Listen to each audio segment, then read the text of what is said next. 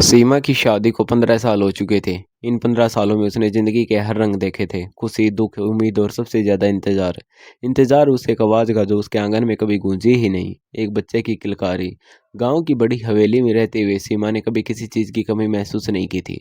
उसका पति राजीव उसे बहुत प्यार करता था। वह हर छोटी बड़ी ज़रूरत का ख्याल रखता था। अगर कोई चीज़ सीमा को खुश कर सकती थी तो राजीव से बिना देर किए पूरा करता था। लेकिन इस सारे प्यार के बावजूद एक खालीपन था जो हर दिन और गहरा होता जा रहा था। वह खालीपन था माँ बनने का सपना। शुरुआत के कुछ साल तो सब ठीक रहा, किसी ने कुछ नहीं कहा। लेकिन जैसे जैसे समय बीतता गया घर वालों और समाज की नज़रें बदलने लगी। खासकर उसकी सास कमला देवी, जो पहले उसे बेटे की तरह मानती थी, अब अक्सर ताने देने लगी थी। 15 साल हो गए लेकिन घर में भी तो कोई चिराग नहीं जला। न जाने किसकी नज़र लग गई है हमारे घर को। सीमा यह सब सुनकर चुप रह जाती थी। उसने कभी जवाब नहीं दिया। बचपन से उसे यह सिखाया गया था कि घर की इज्जत सबसे ऊपर होती है। राजीव को जब भी ये सब पता चलता वह सीमा को समझाता, सीमा तुम इन बातों को दिल पर मत लिया करो, मुझे तुम्हारे अलावा कुछ नहीं चाहिए। लेकिन सीमा जानती थी कि यह बात पूरी तरह सच नहीं है, क्योंकि हर इंसान अपने खून का वारिस चाहता है और राजीव भी इससे अलग नहीं हो सकता। एक दिन सीमा ने हिम्मत करके राजीव से कहा, अगर मुझ में ही कोई कमी है तो तुम दूसरी शादी कर लो, मैं तुम्हें नहीं रोकूंगी। यह सुनते ही राजीव गुस्से में आ गया। उसने सीमा का हाथ पकड़कर कहा, आज के बाद ऐसी बात कभी मत करना। तुम ही मेरी पत्नी हो और हमेशा रहोगी। मुझे किसी और की जरूरत नहीं है। सीमा की आंखों में आंसू आ गए थे, लेकिन उसके दिल में एक अजीब सा डर भी बैठ गया था। क्या सच में कमी उसी में है या फिर कुछ और बात है?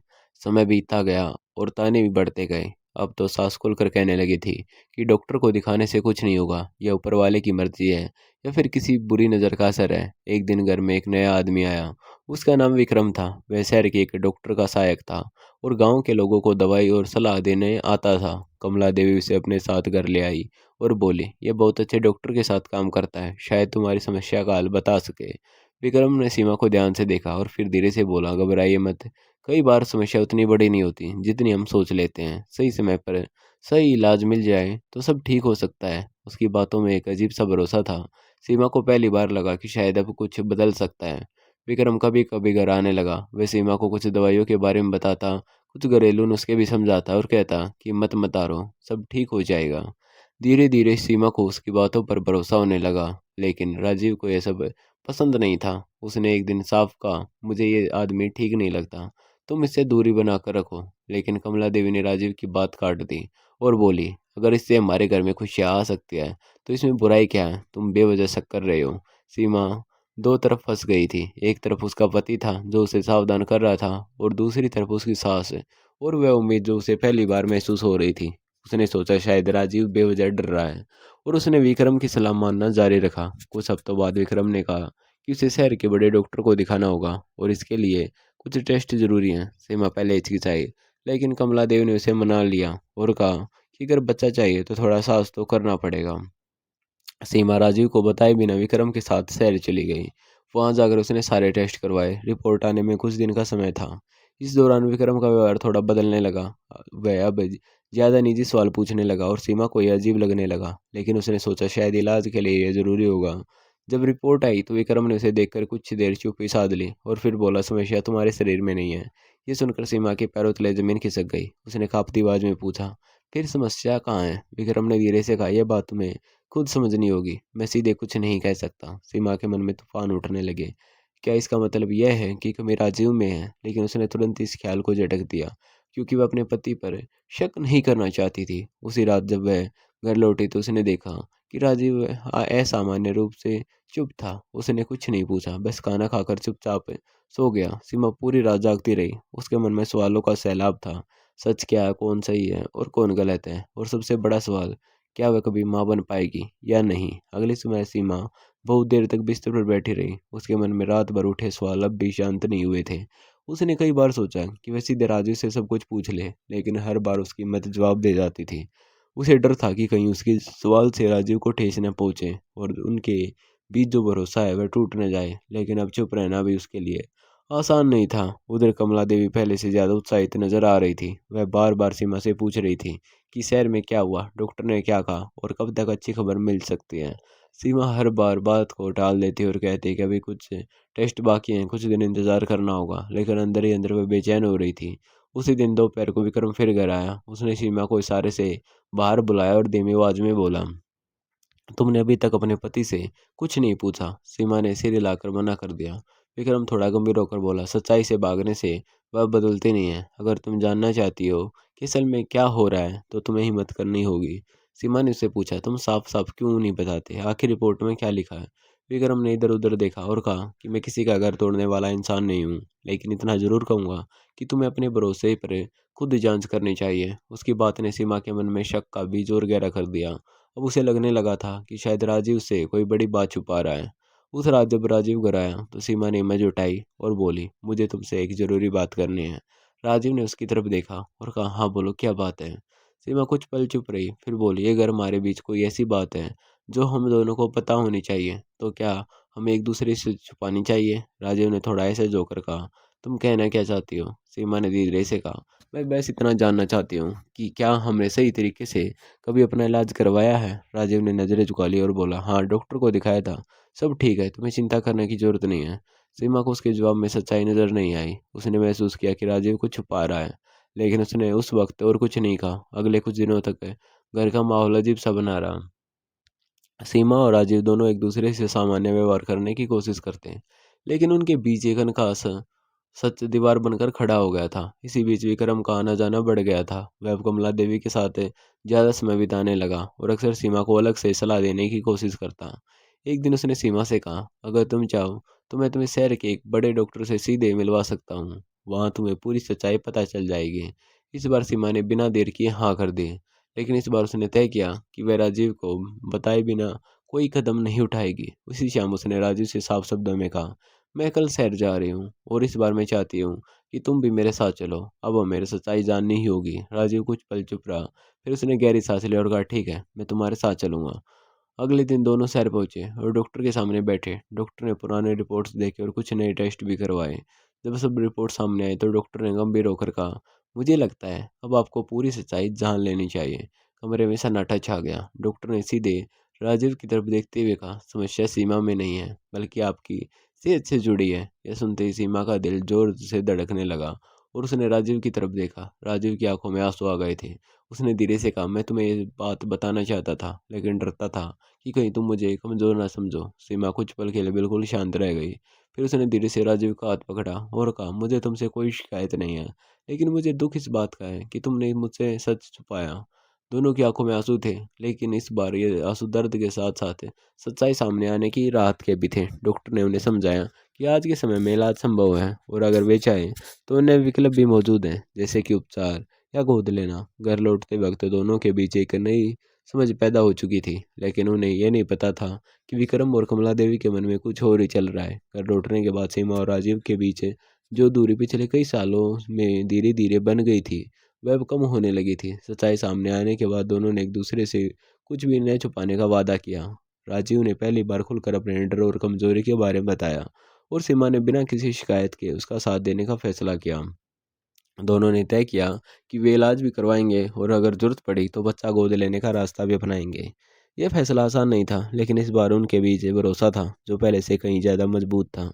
उधर कमला देवी को जब इस सच्चाई का अंदेशा हुआ तो उनका व्यवहार बदलने लगा। वे इस बात को मानने के लिए तैयार ही नहीं थी कि कमी उनके बेटे में हो सकती है। वह बार बार यही कहती कि डॉक्टर भी गलत हो सकते हैं और असली समस्या सीमे में ही है। इसी बीच विक्रम ने इस स्थिति को फायदा उठाना शुरू कर दिया। वह कमला देवी को अलग ले जाकर तरह तरह की बातें करता और उन्हें यकीन दिलाता कि शहर के डॉक्टरों पर भरोसा नहीं करना चाहिए। उसके पास कुछ ऐसे तरीके हैं जिनसे जल्दी परिणाम मिल सकते हैं।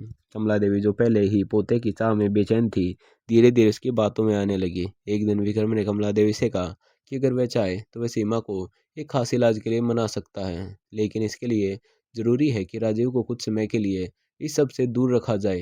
कमला देवी ने बिना ज़्यादा सोचे समझे उसकी बात मान ली। उसी शाम उन्होंने राजीव से कहा कि शहर में उनके रिश्तेदार की तबीयत खराब है और उसे कुछ दिनों के लिए वहां जाना होगा। राजीव पहले तो मना करता रहा, लेकिन माँ के जोर देने पर उसे जाना पड़ा। सीमा को यह बात अजीब लगी, लेकिन उसने ज़्यादा सवाल नहीं किए। अगले दिन जैसे ही राजीव घर से गया, विक्रम फिर हवेली पहुंचा। उसने सीमा से कहा कि अब इलाज का सही समय है और उसे कुछ खास दवाइयाँ और प्रक्रियाओं की जरूरत होगी। सीमा पहले वाली बोली नहीं रही थी।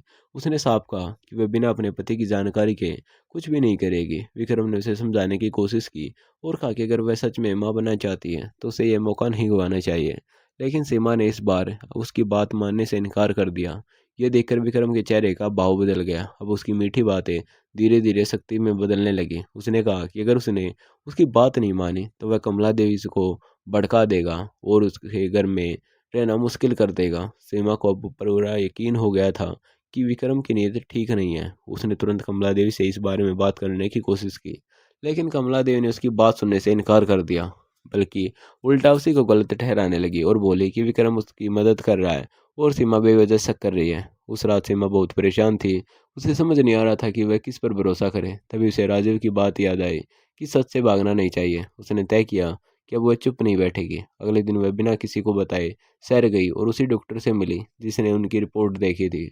उसने डॉक्टर को पूरी बात बताई और पूछा कि क्या कोई ऐसा तरीका है जिससे वह इस स्थिति को साफ कर सके। डॉक्टर ने उसे समझाया कि किसी भी इलाज या दवा के नाम पर अगर कोई दबाव डाल रहा है तो वह गलत है और उसे तुरंत सतर्क रहना चाहिए। डॉक्टर ने यह भी कहा कि अगर जरूरत पड़े तो वह कानूनी मदद भी ले सकती है।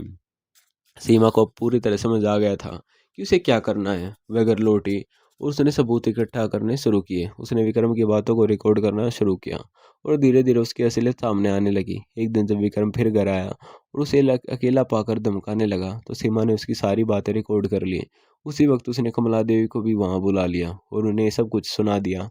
पहले तो कमला देवी को यकीन नहीं हुआ, लेकिन जब उन्होंने अपनी आंखों से देखा और सुना तो उसके पैरों तले जमीन खिसक गई। उन्हें एहसास हुआ कि उन्होंने पोते की चाह में आकर एक गलत इंसान पर भरोसा कर लिया था। उसी समय राजीव भी अचानक वापस आ गया, क्योंकि उसे रास्ते में ही अपने एक दोस्त से कुछ शक हुआ था और वह घर लौट आया था। जब उसने अब सब सुना तो वह गुस्से से भर गया, लेकिन सीमा ने उसे शांत किया और कहा कि अब हमें सही तरीके से इस बात को अंत करना होगा। उसी दिन उन्होंने गांव के लोगों और पंचायत को बुलाने का फैसला किया ताकि सच सच सबके सामने आ सके और कोई भी आगे से इस तरह की चाल में न फंसे। अगले दिन हवेली के बड़े आंगन में गांव के लोग इकट्ठा होने लगे। हर किसी के चेहरे पर जिज्ञासा थी कि आखिर ऐसा क्या हुआ है कि पहली बार इस घर से खुद पंचायत बुलवाई गई है। कमला देवी एक तरफ खड़ी थी, उनका चेहरा उतरा हुआ था और आंखों में पछतावा साफ नजर आ रहा था। राजीव सीमा के साथ खड़ा था और इस बार उसके चेहरे पर डर नहीं बल्कि सच्चाई के साथ खड़े रहने का हौसला था। जब सब लोग बैठ गए तो सरपंच ने बात शुरू करने का फैसला कहा।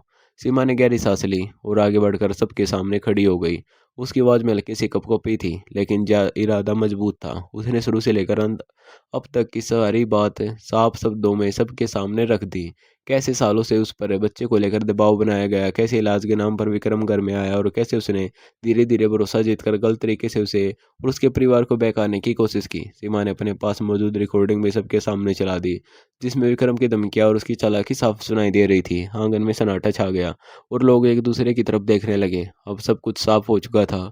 सरपंच ने गुस्से में विक्रम को आगे आने को कहा। विक्रम पहले तो मुकरने लगा, लेकिन सबूतों के सामने उसकी एक न चली। आखिरकार उसे अपनी गलती माननी पड़ी। उसने माना कि वह लालच में आकर ऐसा कर रहा था और उसे लगा था कि इस घर की कमजोरी का फायदा उठाकर वह अपना फायदा कर सकता है। यह सुनते ही गांव के लोगों में गुस्सा फैल गया, लेकिन सरपंच ने सबको शांत किया और कहा कि कानून से बड़ा कोई नहीं होता। सब उसके खिलाफ सख्त कार्रवाई की जाएगी और उसे गांव से निकाल दिया जाएगा।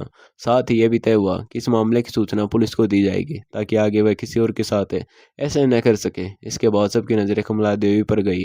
उनकी आंखों से आंसू बह रहे थे। वह धीरे धीरे सीमा के पास आई और उसके सामने हाथ जोड़ दिए। उन्होंने कांपती आवाज में कहा, बहू, मुझसे बहुत बड़ी गलती हो गई है। मैंने पोते की चाह में आकर सही गलत का फर्क खो दिया और एक गलत इंसान पर भरोसा कर लिया। मुझे माफ़ कर दो। सीमा ने उन्हें संभाला और उनके हाथ पकड़ लिए। उसने कहा, गलती इंसान से ही होती है, लेकिन उसे मान लेना सबसे बड़ी बात होती है। अब हमें आगे की ज़िंदगी सही तरीके से जीनी है। राजू भी आगे बढ़ा और अपनी माँ को गले लगा लिया। उस दिन पहली बार उसे घर में सच पूरी तरह सामने आया था और उसके साथ ही एक नया सुकून भी आया था। कुछ दिनों बाद सीमा और राजीव ने मिलकर अपने इलाज की शुरुआत की। उन्होंने डॉक्टर की सलाह पर आगे बढ़ने का फैसला किया और साथ ही यह भी तय किया कि अगर जरूरत पड़ी तो वे एक बच्चे को गोद लेकर उसे अपनाना नाम और प्यार देंगे। अब उसके लिए सबसे ज़रूरी चीज़ समाज क्या कहेगा ये नहीं, बल्कि उनका अपना रिश्ता और भी उनका विश्वास था। समय के साथ घर का माहौल बदलने लगा। कमला देवी भी अब पहले जैसी नहीं रही थी।